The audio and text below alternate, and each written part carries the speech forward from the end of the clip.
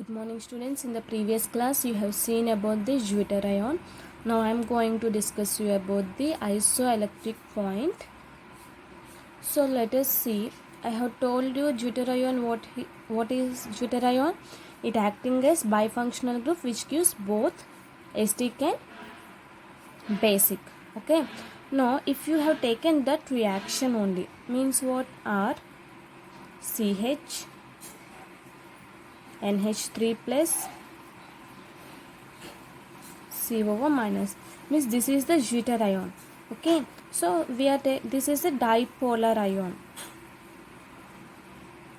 we can say. So in the basic medium one reaction you will be getting, in acidic medium one reaction we are going to get. Coming to in acidic medium, this is acidic medium in the presence of H plus OH minus. So what happens, there will be a loss of water molecule. So this is what here RCH CO minus and H2 means this is a anion reaction. In the presence of basic medium OH minus. So here you will be getting RCH COOH NH3 plus means this is a cation. Okay, means what happening here H and here H. So this is cation, this is anion. So here generally if we are taking these amino molecules, so this amino molecule does not migrate to electrodes. Okay, these are electrodes, these two are electrodes, anion and cathode are electrodes. So what happens, these do not migrate. So at certain point what happen means they will exist as a dipolar ion. For this ion they will be getting pH value. Okay, at certain point they will be getting pH value.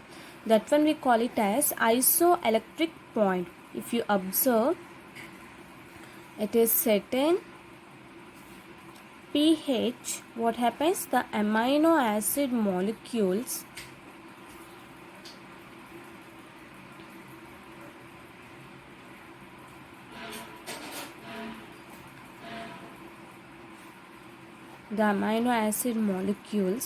does not migrate to either electrode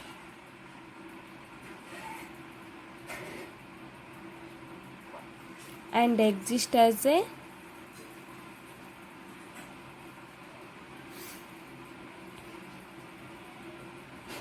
neutral dipolar ion. If you have observed, we have to find here means the amino acids will show the pH value. That pH value of the amino molecule we call it as isoelectric point. So here at certain pH, so what happens, this amino molecule does not migrate means these two molecules will not show the pH values. Only that whatever the dipolar ion is getting, that one only will show the pH value. So this pH we call it as what? Isoelectric point. This pH value, what we can say, this is a isoelectric point. Okay, so now this isoelectric point is different. It is not same for all. For neutral amino acids is one, for acidic and for basic. Coming to for neutral amino acids, we will be having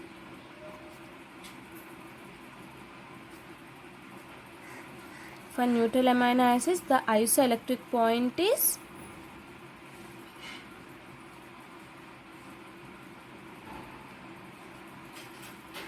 nearly 5.5 to 6.3, this pH value. So for example, if we have taken alanine, so this will be getting 6.1 and valine will be getting pH value 6.0, and for serine the pH value will be 5.7, and for threonine the pH value will be 5.6. So this is about neutral amino acids. Coming to here, for acidic amino acids, the pH value will be nearly up to 6 point. Acids will be having very low pH value, around 3 it is going to have for acidic. So example, if you take aspartic acid, the pH value will be 2.8. For glutamic acid, the pH value will be 3.2.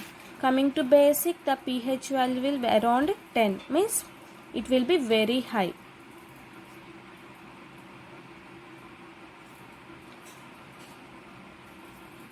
The pH value will be nearly 10.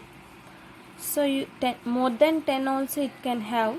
So example, if you have taken lysine, it will be having 9.7. Arginine will be having 10.8. So this is about the isoelectric point. So what do you mean by isoelectric point? The amino acid molecules will show a isoelectric point. Okay. So means what? The dipolar ion, from Jeter ion, if you have taken dipolar ion, so in acidic medium and basic medium, so whatever molecules we are getting, these two molecules we call it as electrodes. These two electrodes will not show the pH value. Why? Because it is existing as a neutral dipolar ion. So this pH value we call it as isoelectric point. So for neutral acids it is different, for acidic acids it is different, for basic acids it is different. Coming to neutral acids, you will be having nearly the pH value is 5.5 to 6.3. So these are the examples. And coming to acidic acid, the pH value will be less than 3. So this is the value you are going to get for acidic. And coming to basic, it is higher than 10. So this is the values you are going to get for basic amino acids. So this is about isoelectric point. So coming to physical properties, what are the properties we are having? Optical activity, solubility, melting point and boiling point, and its nature, crystalline nature. And next one is Jeter ion and isoelectric point. So these are the physical properties of the amino acids. Now coming to chemical properties. Now let us discuss about the chemical properties.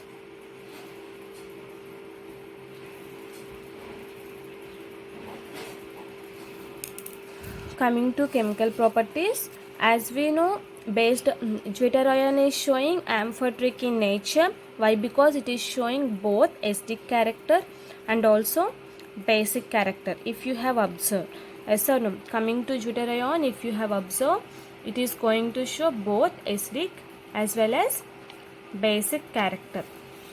So if you have taken the Jeter ion molecule, so first one, what? It is an amphoteric in nature.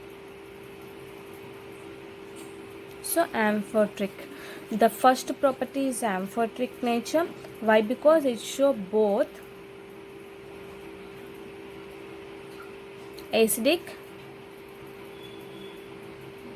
and basic nature.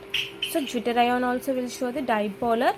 So basing upon this, if we have taken, so this is due to carboxylation. Second property, what? If we have taken reaction with carboxyl group, means what here? Esterification. If you are doing esterification, let us take glycine molecule, NH3 plus CH2 COO minus. So we are taking in the form of Jeter ion. So this is the formula of glycine. Generally glycine is, if H plus will go here, what happens? There will be forming glycine. So you will be getting, when you add this molecule C2H5OH in the presence of acids, you will be getting NH2, CH2, COO, C2H5. So this is ethyl glycinate, and there will be loss of water molecule, minus H2O will be lost. Now you have understood, I think. So in the presence of acid, what happens? H plus OH minus H2O will be lost. So there is a formation of NH2, CH2, COO, C2H5. Ethyl glycinate is forming. So this reaction can take place in two steps. So if suppose we are taking this one, can be written as like this also, or we can write H3N plus CH2 COO minus plus HCl. In the presence of acids we are taking, I am saying. So this can be written as Cl minus H3N plus CH2 COOH. Okay.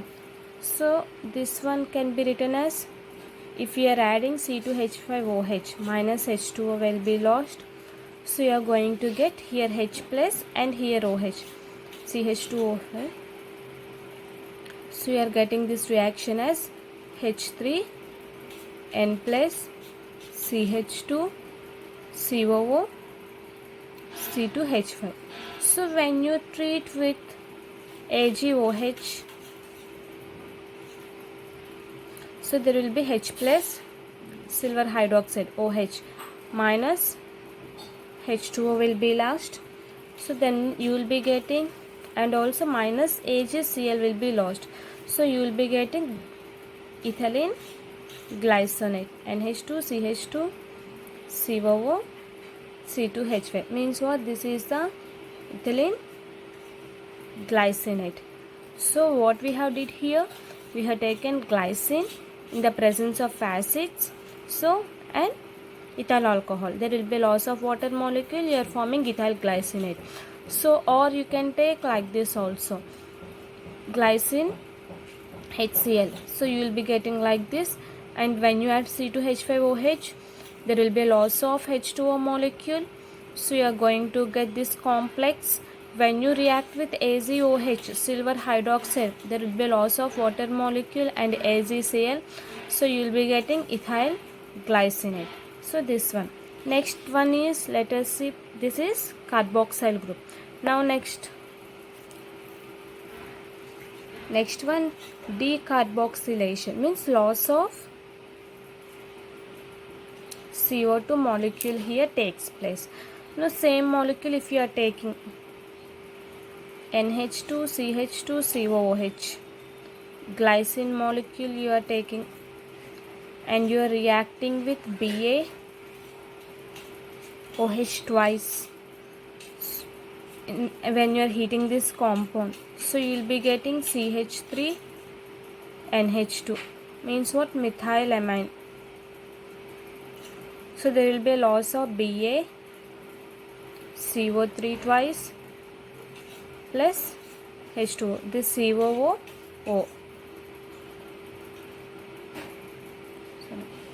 BaCO3, barium carbonate and hydrogen will be lost, BaCO3 plus H2O will be lost, so you will be getting methylamine. So this is about decarboxylation. What happening, how we have got methylamine? Here CO2 lost, means H plus will come and add here CH3 and H2. So next one, what? BaCO3 plus H2O. So now let us see another property, reduction. So coming to reduction, here you will be taking molecule NH2 CH2 COOH. Reduction means what? Addition of hydrogen should take place. So here we are adding 4 hydrogens. When we heat this compound, we are going to add here 4 hydrogens. So when we are adding 4 hydrogens, so there will be a formation of NH2 CH2 CH2OH. So what happens here? 2 amino ethanol is forming. So means what? H2O will be lost. Okay. So OH will be there. This O, reduction means what? Removal of oxygen. So minus O will be lost, so H2 will come and add here. So this is about carboxyl groups. Okay, so what we have did here, in the first one esterification in the presence of acid, next one decarboxylation, loss of CO2, and third one we did reduction. So next one,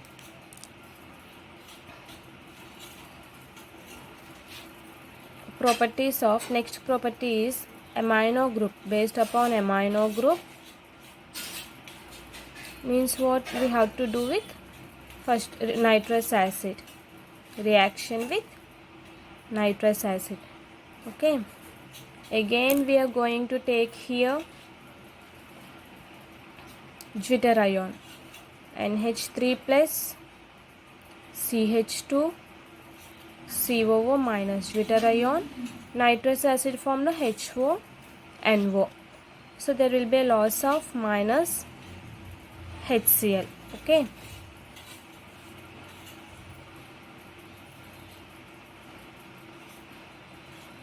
so when it is going to loss of HCl, you will be getting HO CH2 COOH plus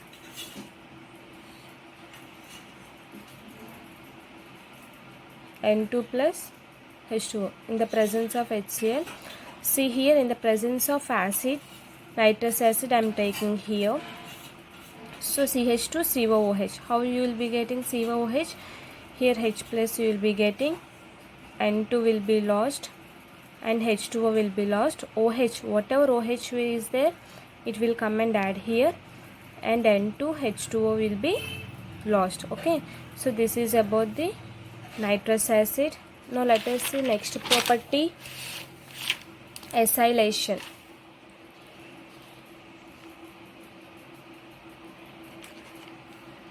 So coming to acylation, what we can do here, we will be taking Zwitter ion NH3 plus CH2 COO minus.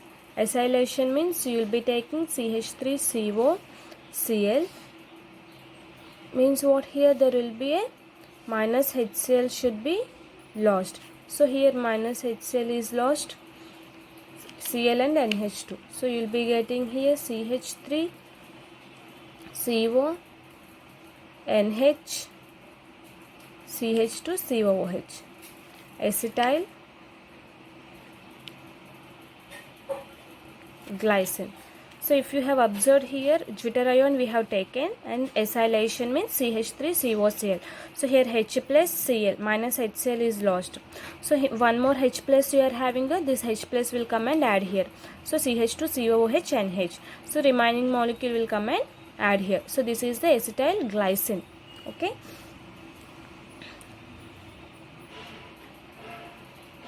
The glycine. So next one, up to now we have taken carboxyl group and amino group. Now next property, based upon this we can take properties of both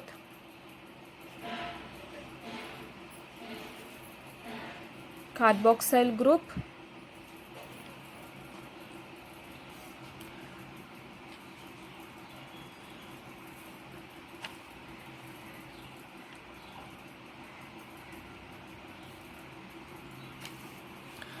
carboxyl and amino groups. Means what here? Action of heat, under heating condition we are going to do this one. So if you have taken both carboxyl and amino group, means what? CH C double bond O OH, and here R NH2, this one amino acid and one more molecule OH double bond O CH NH2R. So this is alpha amino acid I am taking, means 2 amino acids I am taking. When we heat this compound, you will be getting CH C double bond O, there will be loss of water molecule, NH CHR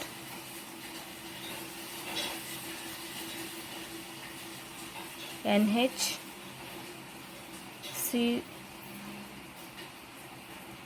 double bond O, R. So if you have observed this one, see here OH, here H, there will be a formation of bond. Here OH, there will be a formation of bond. So we are getting a diketo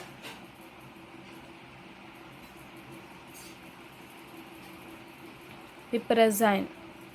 Okay, so this is the molecule, means both carboxyl group we are getting and also amino group. In the first two properties what we have observed, one carboxyl group and one amino group. Now coming to here, both carboxyl and amino groups we are observing. So these are the chemical. If you react with metallic ions, another reaction with metallic ions,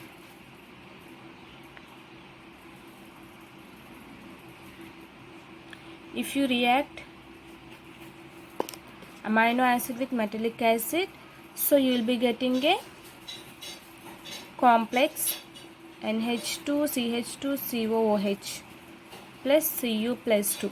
This is a Fehring solution reagent which is used for complex metal. So you will be getting some complex like this: C double bond O, O, Cu, CH2, NH2.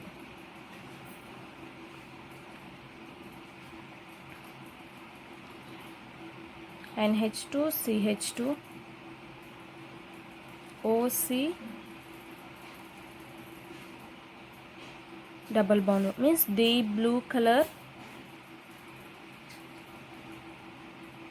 complex it is forming. If you have observed it, if you have studied in the inorganic chemistry, that is chelate rings. Chelate ring means what? The ring type of structures, if it is forming, that one is a chelate ring. So this is one of the example of the chelate ring we can say. So when amino acid is treating with Cu plus 2, so it can form the deep blue color complex. And also if you treat with ninhydrine, so it can also form a dark blue or violet colored complexes, ninhydrine also. So this is about the physical and chemical properties of amino acids, synthesis of amino acids, physical and chemical properties of amino acids. Tomorrow I will be explaining you peptide linkage. Thank you.